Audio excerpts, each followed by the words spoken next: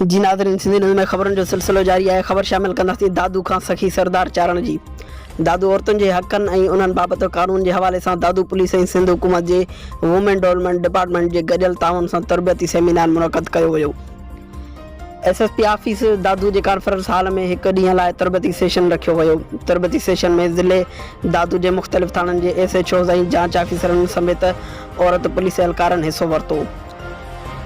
Women development department government of Sindh जे अमलदारनि deputy director Ashiq Hussain Kalhoro, executive director women and child protection cell ऐं सनफ़ी कानूननि जे master trainer madam Marvi Awan, social welfare officer madam Reshma Thebo, assistant director Nadeem Ahmed Kharo ऐं safe house Dadu जे incharge madam Nadina Soomro समेत ॿियनि शिरकत कई।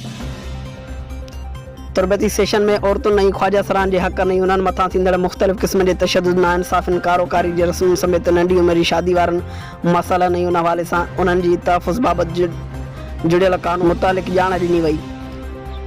उन मौक़े ते SSP दादू इरफान अली समूह पंहिंजे ख़्यालनि जो इज़हार कंदे चयो त दादू पुलिस औरतुनि जे तहफ़ुज़ लाइ जोगा क़दम खणी रही आहे। उन सिलसिले में दादू पुलिस जो women and child protection cell पिणु मुकमिल फ़ुआल आहे। केतिरनि ई मौक़नि ते औरतुनि ऐं ॿारनि जे तहफ़ुज़ लाइ तुर्त अमली क़दम खणी कानून कार्रवायूं पिणु अमल में आंदियूं वियूं आहिनि। सेमिनार में हिसो वठंदड़नि खे SSP दादू इरफान अली समूह ऐं वुमेन डेवलपमेंट डिपार्टमेंट जे ऑफिसरनि तरफ़ां सर्टिफिकेट पिणु ॾिना विया।